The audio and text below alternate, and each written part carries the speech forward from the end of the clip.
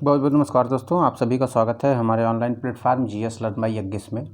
और हम लोग भारत का प्राचीन इतिहास पढ़ रहे थे, जिसमें हम लोगों ने भारत के प्राचीन इतिहास में लगभग 7वां वीडियो यानी कि विदेशी आक्रमण के तौर पर सिकंदर का आक्रमण, यूनानियों मकदूनियाओं का आक्रमण हम लोगों ने पढ़ लिया था, ईरानियों का। उसके बाद हम लोगों का यह 7वां वीडियो है भारत के प्राचीन इतिहास के क्रम में, और इस श्रृंखला को आगे बढ़ाते हुए हम लोग आज मौर्य साम्राज्य को पढ़ेंगे। अच्छा, वीडियो थोड़ा बड़ा होगा, थोड़ा लंबा होगा, क्योंकि मौर्य साम्राज्य में काफ़ी चीज़ें हैं। मैंने बहुत काट छाट करके काफ़ी व्यवस्थित ढंग से 2 पुस्तकों से बेहतर जो फैक्ट हैं उसको लेने का प्रयास किया है, जो परीक्षा के दृष्टिकोण से अति महत्वपूर्ण हो। बस उन्हीं चीज़ों को मैं इसमें शामिल कर लिया हूँ इस वीडियो में। तो आज का वीडियो थोड़ा लंबा होगा, इसलिए बिना किसी भूमिका के हम लोग आज मौर्य साम्राज्य को, संपूर्ण मौर्य साम्राज्य को एक वीडियो में कंप्लीट कर लेंगे। तो आइए आज हम लोग मौर्य साम्राज्य को पढ़ते हैं। तो थोड़ा सा मौर्य साम्राज्य को एक सारांश के तौर पे जान लें कि संस्थापक, उसके बाद उसका क्रम जान लेते हैं, और अंतिम शासक तक। उसके बाद हम लोग प्रारंभ से चंद्रगुप्त मौर्य को इसके संस्थापक के तौर पर उसके जो भी कार्य हुए हैं, जो भी उसने चीज़ें की हैं, उसको देखते हुए हम लोग आगे बढ़ेंगे। ठीक है, तो आज हम लोगों का मौर्य साम्राज्य, तो मौर्य साम्राज्य को एक बार हम लोग देख लेते हैं तो इनमें क्या क्या महत्वपूर्ण चीज़ें हैं। तो देखिए, मौर्य साम्राज्य, इसका संस्थापक हम किसको कहते हैं माना जाता है, तो चंद्रगुप्त मौर्य को। इसका समय जो था वह 322 से लेकर के 298 ईसा पूर्व था। इसका पुत्र इसके पश्चात गद्दी पर बैठा। ठीक है, उसका जो समय था बिंदुसार, और उसका जो समय था 298 से लेकर के 273 ईसा पूर्व। देखिए, एक बिंबिसार है वो हर्यक वंश का है, और एक बिंदुसार है वह मौर्य वंश का है। एक चंद्रगुप्त मौर्य है, ठीक है, ये मौर्य वंश का संस्थापक है। एक चंद्रगुप्त है, वो गुप्त काल में आपको मिलेगा। तो इन दोनों चीज़ों में थोड़ा कंफ्यूज मत होइएगा, ठीक है, इसको ध्यान दीजिएगा।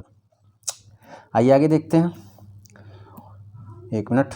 बिंदुसार के पश्चात उसका पुत्र अशोक गद्दी पर बैठता है, और उसका जो समय है वो 273 से लेकर के 232 ईसा पूर्व का माना जाता है। अच्छा, अशोक के उत्तराधिकारियों के तौर पे लोगों की चर्चा कर लेते हैं कि इनके कौन कौन से उत्तराधिकारी हुए। ठीक है, ये 3 महत्वपूर्ण हैं। ठीक है, अच्छा, अशोक के उत्तराधिकारी में कौन कौन से हैं, तो दशरथ हैं, ये आजीवक धर्म को मानता था। संप्रति, देखिए मैंने सबका समय लिख दिया है यहाँ पे, ठीक है। संप्रति है, शालीशुक है, ठीक है, देववर्मन है, और शतधन्वा है, और अंतिम जो शासक मौर्य वंश का है वह बृहद्रथ है। इसके पश्चात जो है यहाँ पे इसका साम्राज्य समाप्त हो जाता है, यहाँ पे मौर्य वंश खत्म हो जाता है। तो बृहद्रथ अंतिम मौर्य शासक है, उसका समय 187 से लेकर के 184 ईसा पूर्व है। ठीक है, आइए अब हम लोग चंद्रगुप्त मौर्य को विस्तार से पढ़ते हैं। मौर्य वंश को जानने, मौर्य इतिहास को जानने के जो प्रमुख स्रोत रहे, साहित्यिक स्रोत क्या क्या रहे, पुरातात्विक स्रोत क्या क्या रहे, उन सारी चीज़ों पर चर्चा करें, क्योंकि यहाँ से काफ़ी प्रश्न बनते हैं, और आने वाली परीक्षा आरओ में अति महत्वपूर्ण वीडियो शामिल आप लोगों को समझिए कि काम आएगा। अति महत्वपूर्ण वीडियो है आरओ के दृष्टिकोण से। ठीक है, अच्छा, मौर्य इतिहास को जानने के प्रमुख स्रोत क्या क्या हैं, तो साहित्यिक स्रोत में हम क्या देखते हैं, तो साहित्यिक स्रोत में हम लोग बौद्ध ग्रंथों को देखते हैं। तो बौद्ध ग्रंथों में कौन कौन से ऐसे ग्रंथ हैं जो हमको मौर्य साम्राज्य, मौर्य वंश के विषय में बताते हैं, तो एक दीप वंश और महावंश है। हालांकि यह इसका लेखक अज्ञात है, और ये श्रीलंका यानी सिंघली द्वीप का ग्रंथ है, बौद्ध धर्म से संबंधित। दिव्यावदान है, मिलिंद पन्हो, तिब्बती लामा जो है तारानाथ।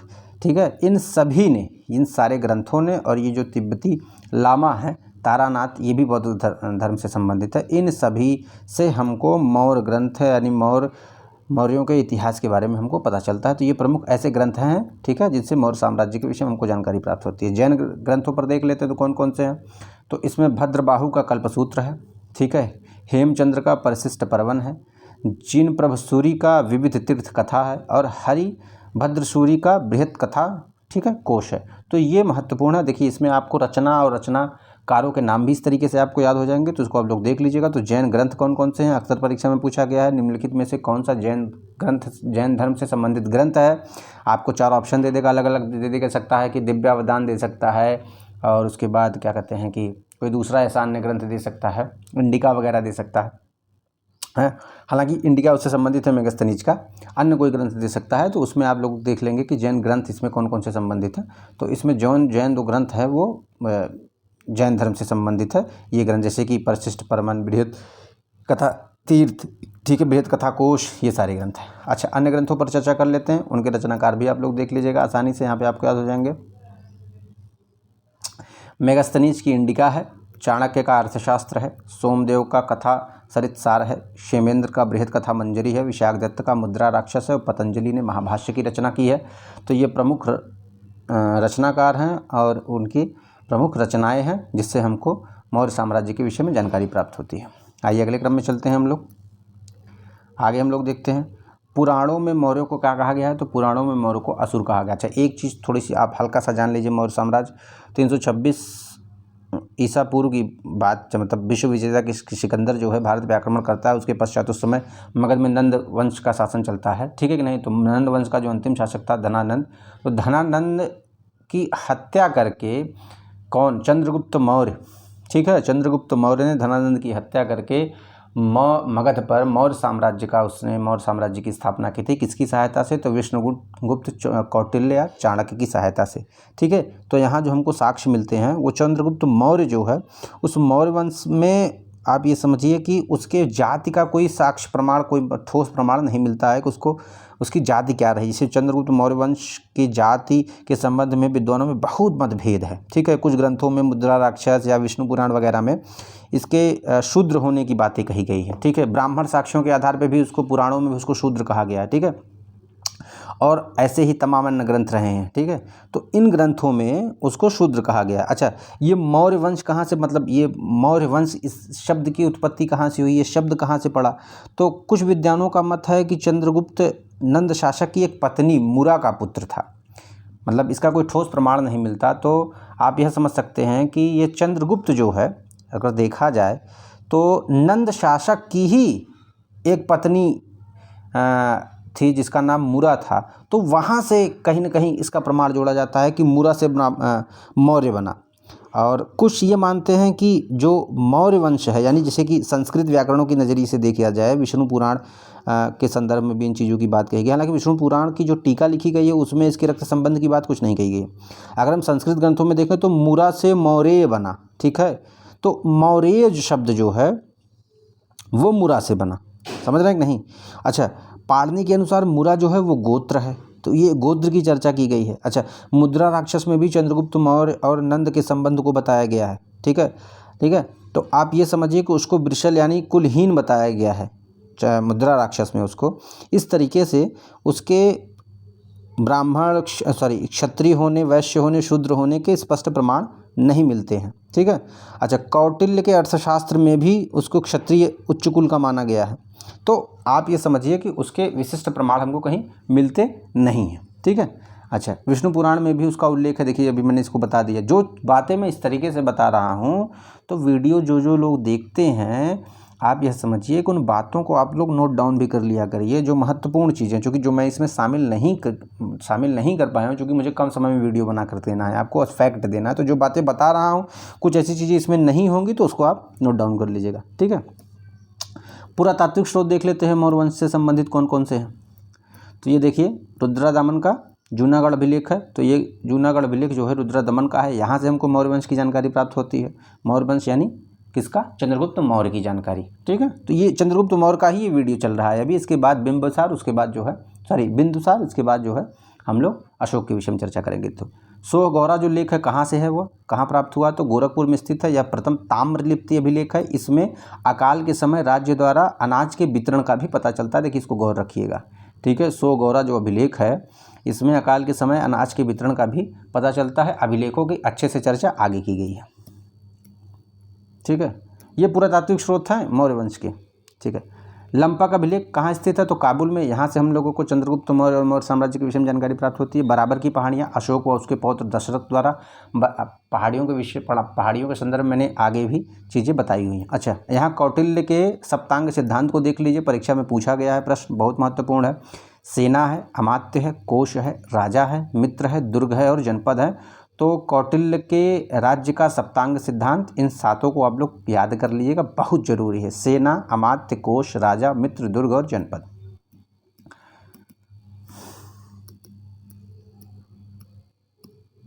देखिए, इसके पहले जो मैंने चर्चा कर रहा था कि इसके जाति के विषय में स्पष्ट प्रमाण नहीं मिलता, तो वहाँ पे देखिए चंद्रगुप्त मौर्य को किन किन ग्रंथों में क्या क्या किन किन जातियों से बताया गया है, उनकी संज्ञा दी गई है। तो बौद्ध ग्रंथों में इसको क्षत्रिय कहा गया है, जैन ग्रंथों में भी इसको क्षत्रिय कहा गया है, ब्राह्मण ग्रंथों में इसको शूद्र कहा गया है, मुद्रा राक्षस में वृषल यानी कुलहीन कहा गया, यूनानी ग्रंथों में भी इसको क्षत्रिय कहा गया है। अच्छा, यूनानी लेखकों द्वारा चंद्रगुप्त मौर्य के नामों का उल्लेख, यानी चंद्रगुप्त मौर्य को यूनानी लेखकों ने किन किन नामों से उनका उल्लेख किया है, तो चंद्रगुप्त मौर्य का चंद्रगुप्त मौर्य नाम से कहीं उल्लेख नहीं है। यूनानी ग्रंथों में उसका जो नाम है वो, जैसे एक नाम उसका है सेंड्रोकोट्स, तो यह नाम किन यूनानी लेखकों ने दिया था, तो वो स्ट्रैबो ने दिया है, एरियन ने व जस्टिन ने।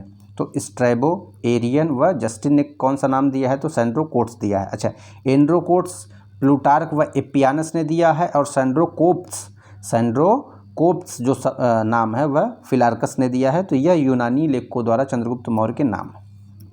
अच्छा, यह तो नाम हुआ। अच्छा, चंद्रगुप्त मौर्य सेंड्रोकोट्स है कि एंड्रोकोट्स है, यह प्रमाणित किसने किया सर्वप्रथम, यह किसने बताया कि यही चंद्रगुप्त मौर्य, कौन, सेंड्रोकोट्स से ही चंद्रगुप्त मौर्य है, वह बताया विलियम जोन्स ने। कब बताया था, तो 1793 में बताया था।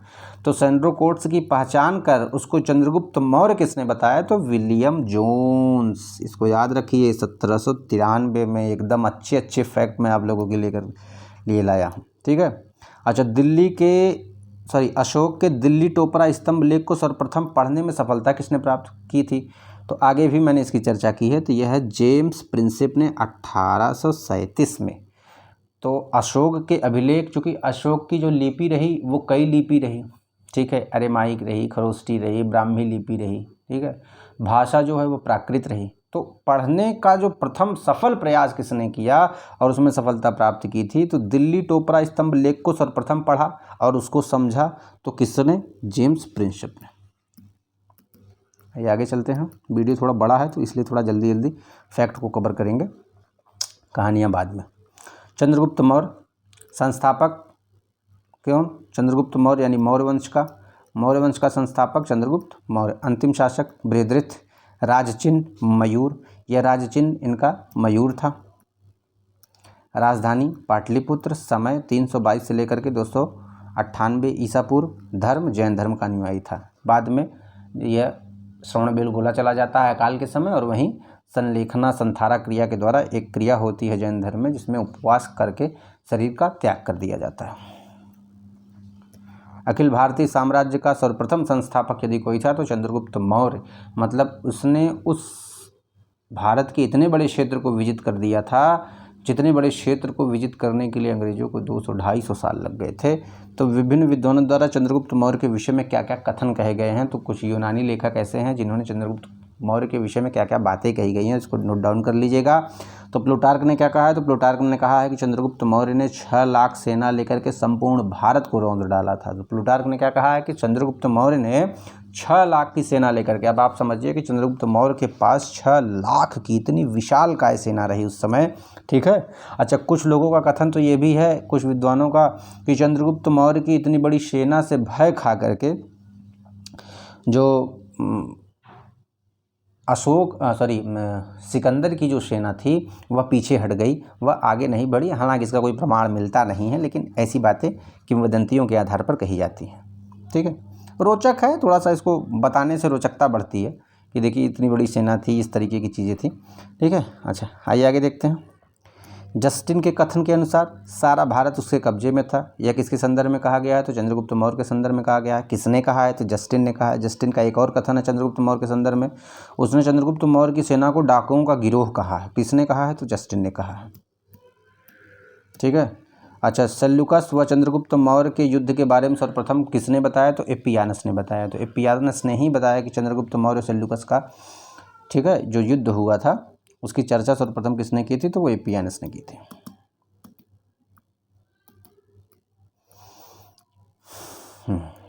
आइए, सेल्यूकस की सेना को परास्त किया। कब परास्त किया, तो 305 ईसा पूर्व में। परिणाम स्वरूप दोनों में संधि हो गई। तो सेल्यूकस और चंद्रगुप्त मौर्य की सेना के विषय में जो युद्ध हुआ था उसको सर्वप्रथम किसने उल्लेख किया था, तो एपियानस ने किया था। कब युद्ध लड़ा गया था और उसकी समाप्ति कब हुई, जिसमें चंद्रगुप्त मौर्य विजयी हुआ, तो 305 ईसा पूर्व में हुआ। तो परिणाम स्वरूप दोनों में संधि हो गई, और संधि के पश्चात दहेज के रूप में सेल्यूकस निकेटर ने अपनी लड़की हेलना या चेलना का विवाह कर दिया। किससे, तो चंद्रगुप्त मौर्य से कर दिया।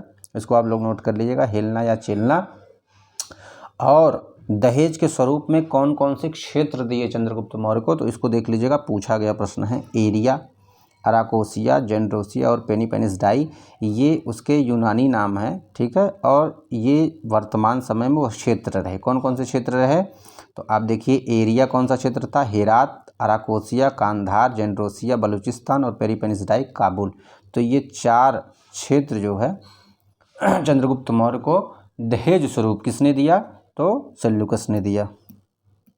और उसी उपहार स्वरूप जो दहेज उसने पाया था, उसके बाद चंद्रगुप्त मौर्य ने सेल्यूकस को 500 हाथी उपहार स्वरूप दिए। तो किसने दिए? तो चंद्रगुप्त मौर्य ने, ठीक है। चंद्रगुप्त मौर्य के पास सेल्यूकस ने अपना एक राजदूत भेजा, मेगस्थनीज, ठीक है। उसका समय 304 से लेकर के 293 ईसा पूर्व का समय रहा।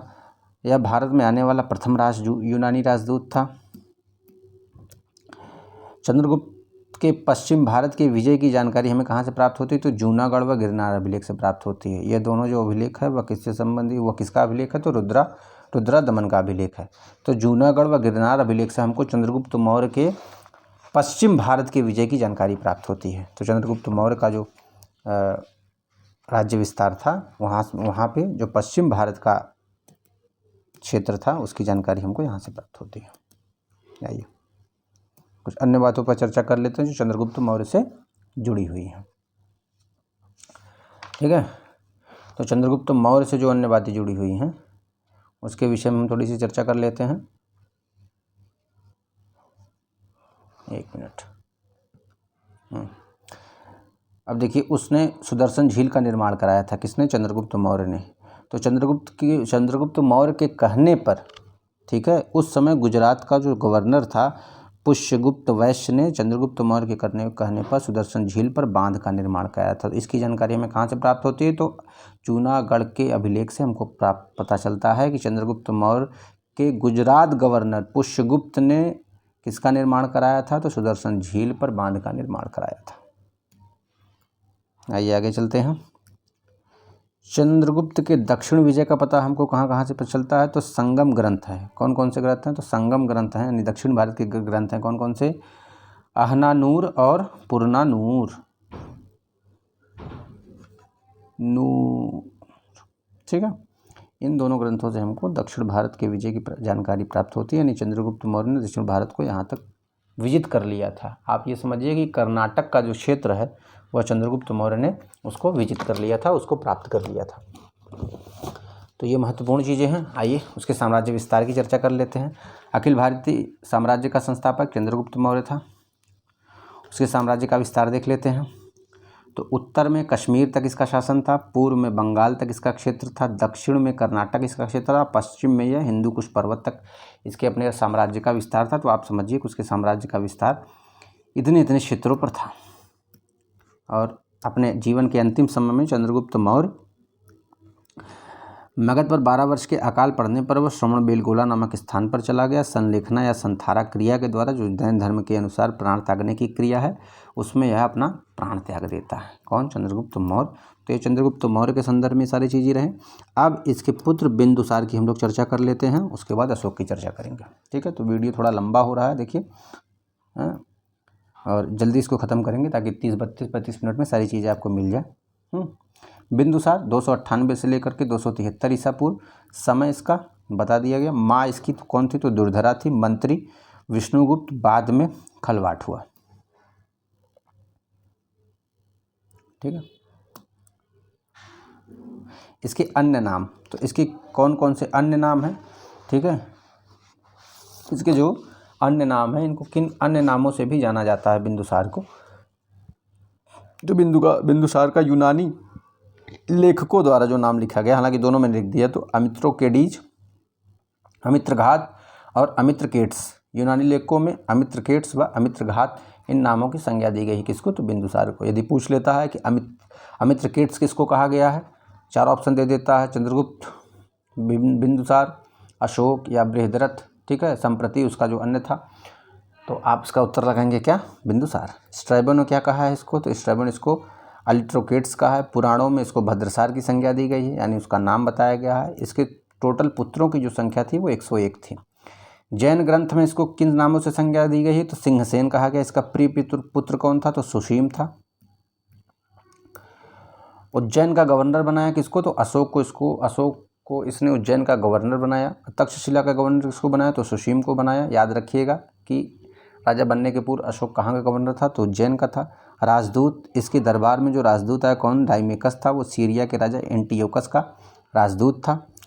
और यह किसके किसके समकालीन था, यानी इसके समकालीन अन्य कौन कौन से विदेशी राजा थे? तो एंटियोकस था और टालमी द्वितीय था। ठीक है, तो यह इन दोनों के समकालीन था। अन्य राजदूत कौन है? डायनोसियस, मिस्र के राजा टालमी सेकंड फिलाडेल्फिया का राजदूत था और किस धर्म को मानता था? तो आजीवक धर्म को मानता था।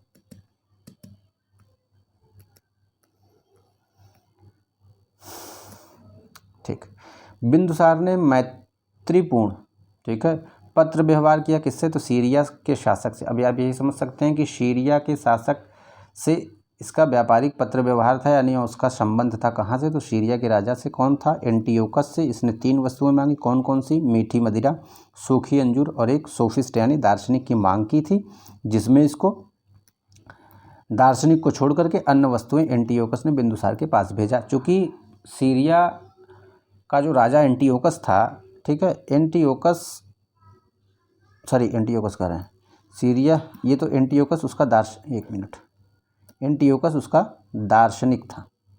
एक मिनट, हाँ, सॉरी, एंटियोकस, एक मिनट, हाँ, एंटियोकस ने बिंदुसार के पास भेजा। हाँ, एंटियोकस जो उसका राजा था, वहाँ उसके कानून के अनुसार, ठीक है, तो कोई दार्शनिक भेजा नहीं जा सकता था, ऐसा नहीं था। उसने अपने यहाँ के कानून के अनुसार यह बताया कि हमारे यहाँ के कानून के अनुसार जो है, हम यहाँ से कोई दार्शनिक आपको भेज नहीं सकते। आइए आगे देखते हैं। एक ज्योतिषी था इसके दरबार में। कौन था बिंदुसार के दरबार में? राज्यसभा में एक ज्योतिषी था, उसका नाम क्या था? पिंगल वत्स था। यह किस धर्म को मानता था? तो आजीवक धर्म को मानने वाला ज्योतिषी था। पुराणों के अनुसार बिंदुसार का जो राज्यकाल यानी उसका जो समय था वो 25 वर्ष है, और महावंश जो बौद्ध ग्रंथ है उसके अनुसार यह 27 वर्ष इसका शासनकाल रहा। पुराणों के अनुसार उसका साम्राज्य अरब सागर से बंगाल की खाड़ी तक फैला था और इसकी मृत्यु 273 ईसा पूर्व में हुई थी। तो बंगाल, अरब सागर से लेकर के बंगाल की खाड़ी तक इसके साम्राज्य का विस्तार था, इन दोनों सीमाओं के बीच में। आइए अशोक के विषय में देखते हैं, बहुत महत्वपूर्ण है। अशोक के नामों की चर्चा कर लेते हैं। देखिए अशोक के कौन कौन से अन्य नाम हैं? तो अशोक का नाम है सम्राट देवनाम प्रिय, एक नाम ये है। देवनाम प्रियदर्शी, दूसरा प्रियदर्शनी, उज्जैन करमौली, बताया उज्जैन का गवर्नर था। चंड अशोका, अशोक वर्धना, अशोक। ठीक है, तो यह अशोक के नाम रहे और अक्सर पूछे जाते हैं अशोक के नाम। आइए समय देख लेते हैं। 273 से लेकर के 232 ईसा पूर्व। पिता बिंदुसार, माता शुभद्रांगी, और पत्नियों पर चर्चा कर लेते हैं। तो इसकी 4 पत्नियां थीं, 4 प्रमुख पत्नियां थीं इसकी 4 पत्नियां थीं। कौन कौन सी? देवी का एक पुत्र था महेंद्र और एक पुत्री थी संघमित्रा। इन दोनों को बाद में इसने कहाँ भेजा? इसने श्रीलंका में भेजा बौद्ध धर्म के प्रचार के लिए। एक पत्नी इसकी थी कारुवाकी, एक उसका पुत्र था तीवर और एक उसकी पुत्री थी चारुमती। चारुमती को इसने कहाँ भेजा? नेपाल पे इसने जो है वहाँ के राजा देवपाल से इसका प्रेम हो गया, वहाँ पर इन दोनों ने विवाह कर लिया। ठीक है, एक इसकी पत्नी थी असंधिमित्रा और एक तिक्ष्य रक्षिता थी। प्रिय पत्नी कारुवाकी, प्रिय पुत्र तीवर। प्रिय पत्नी इसकी कौन सी थी? अशोक की, तो कारुवाकी थी। इसका प्रिय पुत्र कौन था जिसको अत्यधिक मानता था? तो तीवर था। राज्याभिषेक का जो समय था तो 269 ईसा पूर्व में इसने अपना राज्याभिषेक करवाया। और अशोक नाम का उल्लेख, यानी जो अशोक नाम है, नाम तो इसके बहुत ढेर सारे हैं, अशोक नाम का जो उल्लेख है वह कहाँ कहाँ है? तो अशोक का अशोक नाम हमको कहाँ कहाँ से पता चलता है? तो मास्की से, गुर्जरा से, नेत्तूर से और उडेगोलम से। इन चारों अभिलेखों से हमको अशोक के नाम का पता चलता है कि इसका नाम अशोक था। विष्णु पुराण से हमको अशोक वर्धन पता चलता है कि इसका नाम अशोक वर्धन था। आइए कलिंग युद्ध पे चर्चा कर लेते हैं। तो कलिंग युद्ध का जो समय है 261 ईसा पूर्व। राज्याभिषेक के कितने वर्ष? तो 9वें वर्ष। पूछा गया प्रश्न है राज्याभिषेक के कितने वर्ष बाद कलिंग युद्ध होता है? तो 9वें वर्ष। और यहीं से इसका हृदय जो है परिवर्तित हो जाता है और यह बौद्ध धर्म में दीक्षित हो जाता है। कलिंग युद्ध का उल्लेख हमको कहाँ प्राप्त होता है? तो 13वें शिलालेख से हमको पता चलता है कि कलिंग युद्ध का उल्लेख है। तो कलिंग युद्ध का पता हमें कहाँ से पता चलता है, ठीक है। तो अशोक के 13वें शिलालेख से हमको कलिंग युद्ध की जानकारी प्राप्त होती है। शासनादेश को शिलालेख पर खुदवाने वाला प्रथम व्यक्ति कौन था, प्रथम शासक? तो अशोक था। तो अपने शासनादेश को, ठीक है, शिलालेखों पर खुदवाने वाला प्रथम शासक कौन था? तो अशोक था। अशोक के शिलालेख को प्रथम बार उसका पता किसने किया? तो अशोक के शिलालेख का सर्वप्रथम पता किसने किया? तो पादरी टिफिन थेलर ने 1750 में पादरी टिफिन थेलर ने अशोक के शिलालेखों की सर्वप्रथम जानकारी पता की। अशोक को बौद्ध धर्म किसने दीक्षित किया? तो इसके भतीजे निग्रोथ ने किया। और इसका उल्लेख हमको कहाँ से प्राप्त होता है? तो दीपवंश महावंश से इसका उल्लेख प्राप्त होता है। क्या कि अशोक को बौद्ध धर्म दीक्षित करने वाला कौन था? तो निग्रोथ था। अशोक की धर्म यात्राओं के संदर्भ में देख लेते हैं, इसने कौन कौन सी यात्राएं की धर्म से जुड़ी। तो यह लुम्बिनी जाता था। राज्याभिषेक के 20 वर्ष बाद यह लुम्बिनी गया और लुम्बिनी ग्राम को यह करमुक्त कर दिया और भू राजस्व से 1/6 से लेकर के 1/6 से 1/8 कर दिया। भू राजस्व जो उस समय थी वो 1/6 से 1/8 कर दी और लुम्बिनी राज्य को करमुक्त कर दिया। पूर्णतः राज्याभिषेक के 20वें वर्ष लुम्बिनी गया था, ठीक है। इसकी यात्राओं का क्रम देख लेते हैं। तो ये लुम्बिनी जाता है, लुम्बिनी से कपिलवस्तु जाता है, कपिलवस्तु से बोध गया, सारनाथ, कुशीनगर और श्रावस्ती।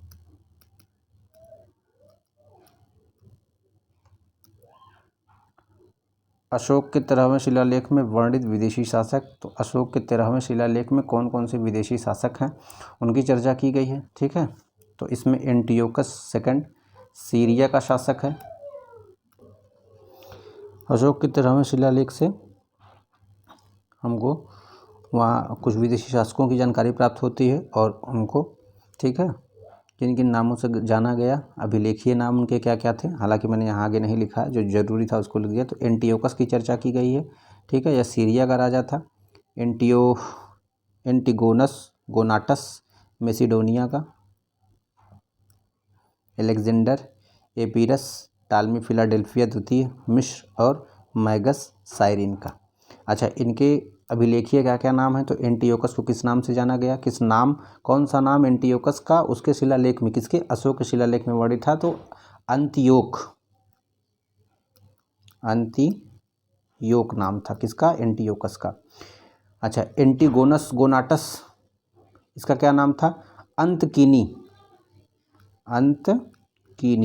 इसका नाम था किसका? एंटिगोनस गोनाटस का। अलेक्जेंडर का क्या नाम था? अलिक सुंदर। क्या नाम था? अलिक, इसका नाम था अलिक सुंदर, ठीक है। और टालमी फिलाडेल्फिया का क्या नाम था? तो तुरमय था। और मैगस का क्या नाम था? तो मग था। आइए देखते हैं शिलालेखों की कुल संख्या कितनी है। तो 43 है। हालांकि कुल शिलालेख 43 प्लस हैं। यहाँ पे जो है महत्वपूर्ण शिलालेखों की चर्चा की जाएगी। 13 हैं। अपने पुत्र और पुत्री को बौद्ध धर्म के प्रचार के लिए भेजा। कहाँ? श्रीलंका भेजा। किसको भेजा? महेंद्र व संघमित्रा को भेजा। इसके पहले मैंने चर्चा की थी। प्रमुख शिलालेख कहाँ कहाँ स्थित हैं? तो शाहबाजगढ़ी और मानसेहरा पाकिस्तान में स्थित है। शाहबाजगढ़ी पेशावर में, मानसेहरा हज़ारा में। शरेकुना लघुमान कहाँ स्थित है? ये कंधार में यानी काबुल में स्थित है, कांधार में स्थित है और अरेमाइक लिपि में लिखी गई। कौन कौन से? तो शरेकुना और लघुमान। कपिशा वेनसांग का उल्लेख है। इसके किस अभिलेख में वेनसांग का उल्लेख है? तो कपिशा में है। कालसी उत्तराखंड में है। धौली और जौगढ़ उड़ीसा में स्थित है। याद कर लीजिएगा, इसको बहुत जरूरी है।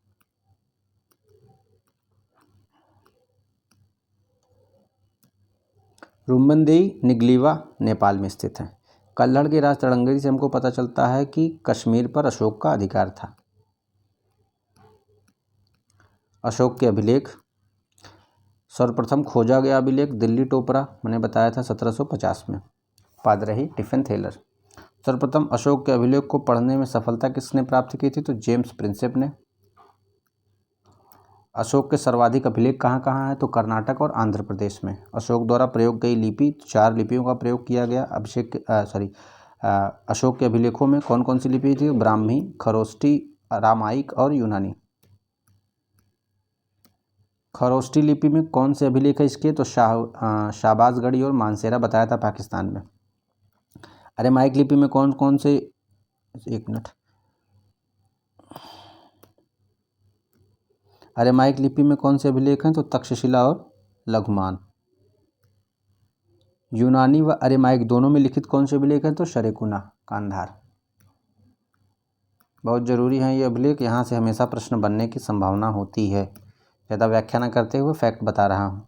अशोक के सर्वाधिक अभिलेख ब्राह्मी लिपि में लिखे गए। भाषा क्या थी उनकी? तो प्राकृत भाषा रही। ठीक है, सर्वाधिक अभिलेख। दीर्घ अभिलेखों की संख्या है 14, जो बड़े अभिलेख हैं। प्रमुख अभिलेखों का वर्णन देख लेते हैं, उनमें क्या क्या चीज़ें कही गई हैं, इनकी किन किन अभिलेखों में क्या क्या महत्वपूर्ण चीज़ें कही गई। हालांकि बहुत ढेर सारी कही गई हैं, जरूरी चीज़ों पर चर्चा करेंगे। प्रथम अभिलेख पर किन चीज़ों की चर्चा की गई? तो जीव हत्या पर निषेध, यानी जीव हत्या, जीवों को मारना, उसका भक्षण करना, इसको प्रथम अभिलेख में इसका निषेध बताया गया है। ठीक है, एक मिनट, जीव हत्या पर निषेध बताया गया है। मतलब प्रतिदिन जो जीव हत्याएं मारी जाती थी, जीवों को मारा जाता था, उनका निषेध है किसमें? प्रथम अभिलेख में। दूसरे अभिलेख में मनुष्य व पशुओं के लिए चिकित्सा। पहला शासक था जिसने पशुओं और मनुष्यों के लिए चिकित्सालय यानी चिकित्सा का प्रावधान किया। ये इसका उल्लेख कहाँ मिलता है? दूसरे अभिलेख में। पीसीएस तक में पूछा गया प्रश्न है। तीसरे अभिलेख में प्रजा को धर्म की शिक्षा देना। तीसरा जो अभिलेख है उसमें प्रजा को धर्म की शिक्षाएं देने के लिए अधिकारियों को प्रत्येक 5 वर्ष का दौरा करने के लिए भेजता था। ठीक है। 7वां और 8वें अभिलेख में अशोक की धार्मिक यात्राओं का वर्णन है। गौर करिएगा, 7वें और 8वें अभिलेख में। 10वें अभिलेख में धम्म नीति की श्रेष्ठता पर बल है। ठीक है। 11वां अभिलेख धम्मदान व धम्म को सर्वश्रेष्ठ बताया गया। धम्म धर्म है, कौन सा? बौद्ध धर्म। 12वां अभिलेख धार्मिक सहिष्णुता के विषय में, यानी कि जो अशोक था वह धार्मिक रूप से सहिष्णु था, यानी हर धर्मों के प्रति उसकी समान भाव, समान नीति रही। नीति भाव मतलब वो बौद्ध धर्म को तो श्रेष्ठ मानता ही था, लेकिन अन्य धर्मों को भी वह स्थान देता था, वो कट्टरवादी नहीं था।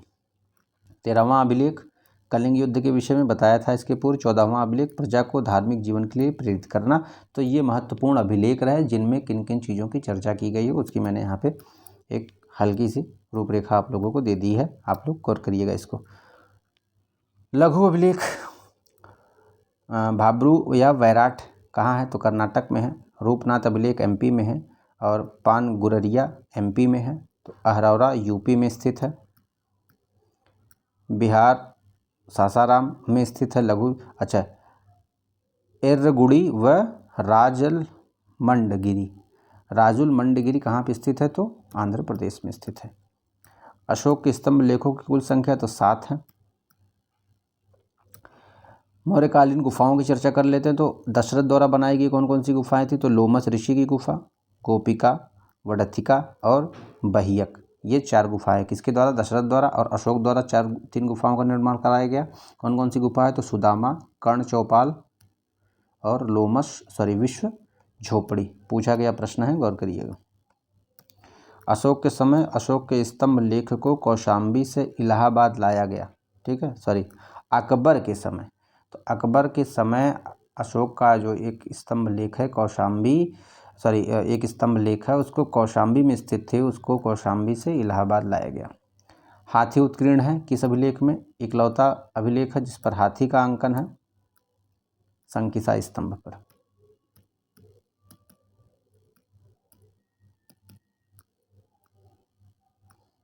आइए कुछ मौर्यकालीन प्रशासन पर देख लिया जाए। तो मौर्यों का प्रशासन सबसे प्रमुख पर सम्राट होता था। सम्राट के बाद प्रांत के बाद मंडल, आहार, स्थानीय, द्रोणमुख, खरवाटिक, संग्रहण और प्रशासन की सबसे छोटी इकाई कौन थी? तो ग्राम होती थी। प्रधानमंत्री को अग्रमात्य कहा जाता था, समाहर्ता राजस्व मंत्री होता था, सन्निधात्री कोषाध्यक्ष होता था, प्रतिष्ठा फौजदारी न्यायालय और सीताध्यक्ष कृषि विभाग। ठीक है, गुप्तचरों पर बात कर ली जाए तो प्रमुख गुप्तचर, ठीक है, गुप्तचरों का विभाग का अध्यक्ष कौन होता था, तो महामात्यापसर्प। ओवरसीयर ने इनको कहा, एरियन ने इनको ओवरसीयर कहा, स्ट्रैबो ने इंस्पेक्टर की संज्ञा दी, किनको, गुप्तचरों की। एक स्थान पर रहने वाले गुप्तचरों को क्या कहा गया, तो संस्था कहा गया। भ्रमण करने वाले गुप्तचरों को क्या कहा गया, तो संचरा कहा गया।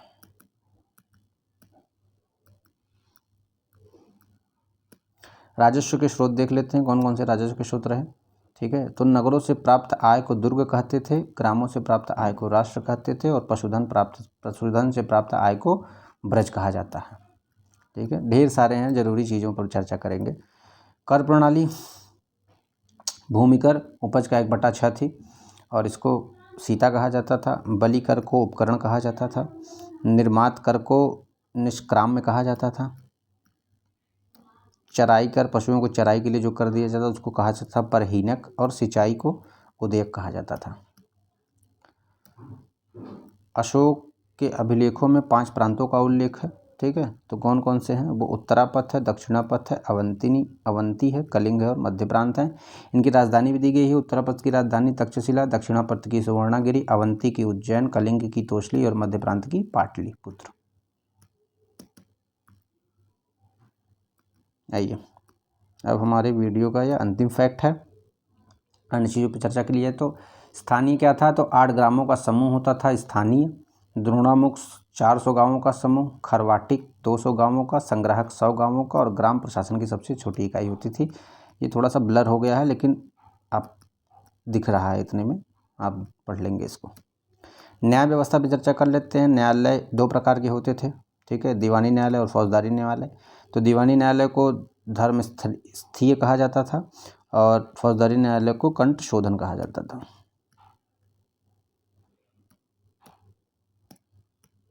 एक मिनट। मेगास्थनीज ने भारतीय समाज को 7 जातियों में बांटा था। ठीक है, और अशोक ने 2 नगर बसाए थे, श्रीनगर में कश्मीर व ललितपत्तन में नेपाल। कश्मीर में श्रीनगर और नेपाल में ललित पाटन नामक नगर बसाया था। तो यह हमारा संपूर्ण मौर्य साम्राज्य हो गया। मैंने सारे फैक्ट इसमें शामिल कर लिए थे और अब कुछ फैक्ट बचे हुए थे। वीडियो काफ़ी बड़ा हो जाता, लगभग हमारा वीडियो हो गया 37 मिनट का, अभी तक का सबसे बड़ा वीडियो, चूँकि बहुत बड़ा था भी है। मौर्य साम्राज्य बहुत काटने छाटने के बाद ये चीज़ें इसमें फैक्ट के रूप में लाई गई, अन्यथा ढेर सारी चीज़ें हैं। आप 3-4 पुस्तक में अलग अलग फैक्ट दिए हैं, कितना आप देखेंगे उसको। तो परीक्षा के दृष्टिकोण से मुझे जो सही लगा, बेहतर लगा, वो फैक्ट मैंने एक ही जगह, एक ही वीडियो में लाने का प्रयास किया था। तो बड़ी मेहनत हुई है, बड़ा प्रयास किया गया है। आप लोग इसको देखिए और चैनल को लाइक करिए, सब्सक्राइब करिए GS लर्न बाय यज्ञेश को, और ज़्यादा से ज़्यादा शेयर करिए। इस हिसाब से थोड़ा सा चैनल हम लोगों का प्रगति करे। आप लोगों के सहयोग स्नेह से तो चीज़ें और बेहतर होंगी। और आगे इसी क्रम में हमारा यह 8वां वीडियो था। उसके बाद हम लोग 9वां वीडियो इसी क्रम में ले आएंगे, गुप्त साम्राज्य पर चर्चा करेंगे, सबसे ज़रूरी है। उसके बाद संगम काल पे, तो हमारा भारत का प्राचीन इतिहास खत्म हो जाएगा। उसके बाद मध्यकाल न पढ़ते हुए उसके बाद हम लोग सोच रहे हैं कि पहले राष्ट्रीय क्रांति आंदोलन पढ़ लें। परीक्षा की दृष्टि से बहुत महत्वपूर्ण है और अच्छे से पढ़ेंगे, सारगर्भित पढ़ेंगे, ताकि परीक्षा में प्रश्न फंसे। आप इस वीडियो को देख के जाएँ तो आपको ये लगे कि अगले ने मेहनत की है और यहाँ से प्रश्न आए हैं। ये मेरा अंतिम लक्ष्य है, ताकि इससे आप लोगों को लाभ हो। वैसे तो यूट्यूब पे ढेर सारे वीडियो पड़े हुए हैं, ठीक है, लेकिन जो परीक्षा में हमको हेल्पफुल हो, मददगार हो, ऐसे वीडियो बनाने की ज़्यादा मेरा प्रयास रहता है, ताकि चीज़ें बेहतर आप लोगों के लिए हो। तो आज की वीडियो में मौर्य साम्राज्य समाप्त हो गया। आगे गुप्त साम्राज्य पर चर्चा करेंगे। तो हमारे channel GS learn by Yagnesh को लाइक करिए, सब्सक्राइब करिए, ज़्यादा शेयर करिए और इसको बढ़ाइए। धन्यवाद।